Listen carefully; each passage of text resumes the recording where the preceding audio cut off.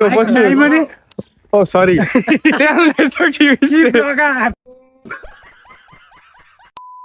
Everyone আসসালামু আলাইকুম, আশা করি আপনারা সকলেই ভালো আছেন। আল্লাহর রহমতে আমরা অনেক বেশি ভালো আছি। এই ভিডিওটা করা হয়েছিল ঈদের তৃতীয় দিন। বর্তমানে আপনারা সকলেই জানেন গাড়ির তেল এবং অকটেন পাওয়া যাচ্ছে না, আর পাওয়া গেল মোটামুটি 1 কিলোমিটারের মতো লম্বা একটি সিরিয়াল ধরতে হয়। তাও এত বড় সিরিয়াল ধরে আর এত কষ্ট করে মাত্র 200 টাকার তেল নিতে হয়। আচ্ছা যাই হোক, সো ওই দিন হচ্ছে আমাদের কারো বাইকে তেল ছিল না, শুধুমাত্র তেল ছিল একমাত্র সোহান ভাইয়ের বাইকে।